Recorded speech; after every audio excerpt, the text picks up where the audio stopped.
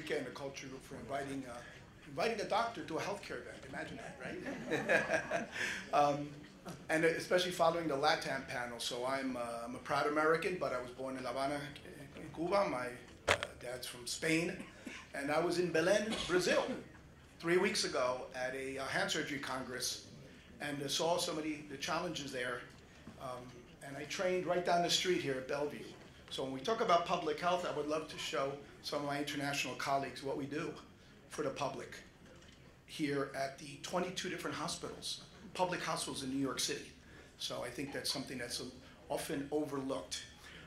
So why the title? And thank you, Enrique, for the title, The Physician's Perspective from the Trenches. Well, the problem is that the clinicians are often not involved in these dialogues. Okay, my colleague there, Dr. David Langer from Lenox Hill is here, and he's a practicing neurosurgeon. I keep calling him Magic Mike, but that's bad. No, Dr. Mike. And so he's doing a great job to educate the public, because we don't do enough of that. Most of my colleagues that I work with, we're so busy with our patients, we just put our head down and we don't worry about these problems, and we have to. We have to worry about them.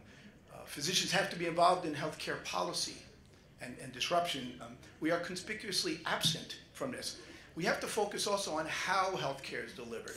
Every time I heard, I remember during Obamacare, they never mentioned that we have to change how it's delivered, and I'll go into that a little bit.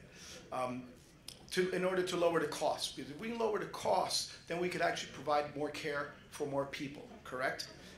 It was mentioned that there's going to be 10 million, very daunting number, 10 million physician shortage worldwide. I'd never heard that number. In the US, 140,000 shortage in the next decade, the coming decade. But there are some key concepts in order that you will hear from people in the trenches. The key concepts are, for one, the days of relying on the gatekeeper. We keep talking about primary care physicians. Their role, to me, is really to keep us healthy and to oversee care. But there's too much to know in medical care nowadays. So you really need to see the right specialist at the right time. Why the right time? When you catch things early, whether it be oncology, you save lives and you save a lot of money at the same time. So you have to see the right specialist at the right time. And I talk about these 3 points. That's one of them.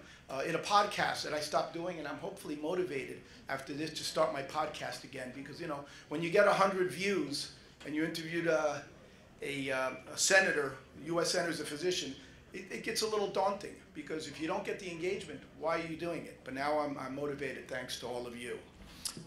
The other thing, this is for my colleague Sergio, who's just here with Sanitas. I'd love to have this conversation. We need oversight, not authorization. Pre-authorization, to me, is one of the worst, most absurd concepts I've ever heard.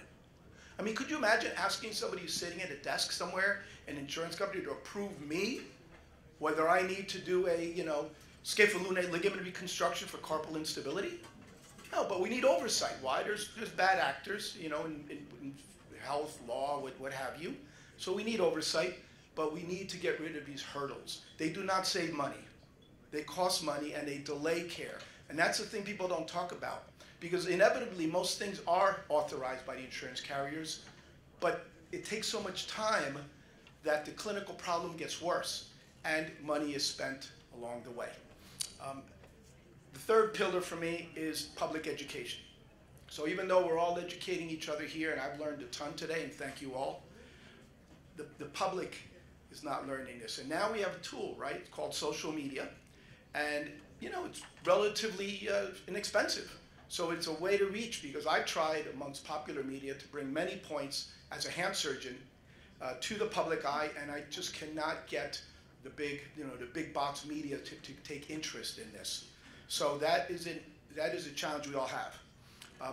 So why is there this worldwide, healthcare inequity? Well, I mentioned already about primary care physicians, but the reality is there's so much to know that specialists are a key part. And they're definitely, in most of the countries I visited, and certainly Alan Burrell's got me topped at 107. I've lectured in probably 60. I've visited 85 countries.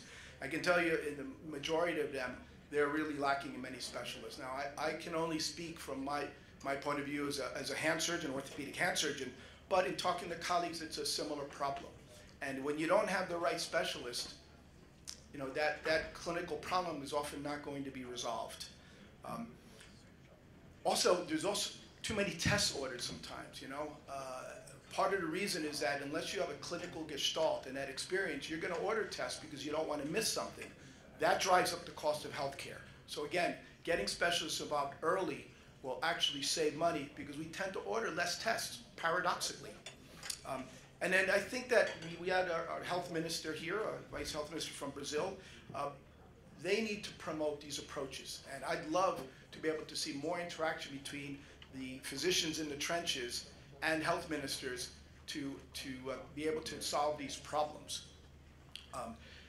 In the end, it's a problem of access. So there is a society called the International Federation for Societies of Surgery to Hand. So that's a mouthful, but basically this is an international hand group.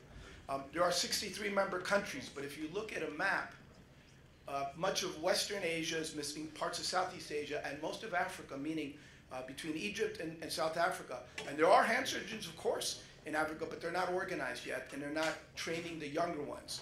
So we need to get more members in that international society, and I'm going to be working more closely. The current president's from Coimbatore, India. The next president is from Southampton, England. So you can see this is quite international mission. So what stopgap measures do we have? Well, we've spoken to a number of people who've given their time and money to missions, right? So one of the ways we try to fill the gaps is these medical missions. Most of you know Operation Smile. Have you heard of Operation Smile? Okay, that's I actually had two beers with William McGee, and William McGee's a founder. What a wonderful guy.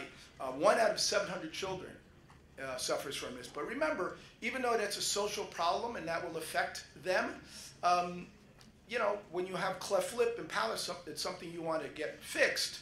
But many of you have not heard of Operation Walk. Operation Walk does free hip and knee replacements for people in over 25 countries. So that is a big one. Project Cure, I'm connecting actually, Alan. It's the largest distributor of donated supplies in the world. So Doug Jackson's doing an incredible job there. And in terms of hand, I'm proud to be the LATAM representative for GCOM. It's a long acronym, so I won't say it, but it's basically the Grupo Internazionale for hand surgery. And it's based in Switzerland. And we are doing our best to try to bring hand surgery. And why is that important? We work with our hands. So there is an economic impact. And when somebody has a devastating hand injury, they cannot provide for their family, their society, and it ends up costing money. So that is something that is overlooked. And of course, the public, most public doesn't know that hand surgery even exists as a specialty. So that's very important.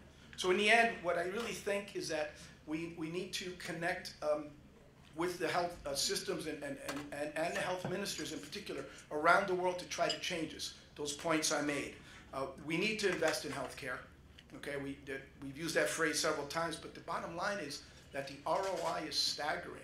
I mean, when you invest in healthcare, you end up really impacting society. And it's not, yeah, it was mentioned, it's not, it's really, I don't consider it an investment, it's a need. And in the end, to be able to be more efficient, we have to minimize the middlemen. The US healthcare system is a good example of ridiculous cost due to too many people between the clinician and their patients. And we have to change that, and that requires dialogue. I talk about all of this.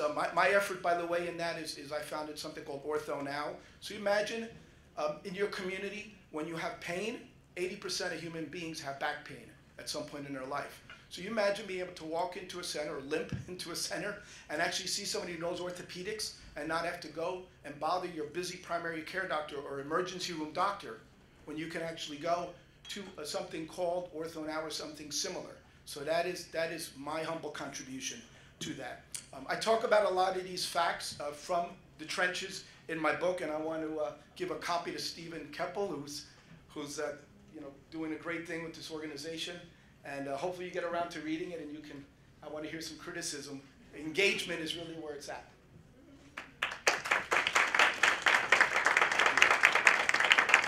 Thank you all.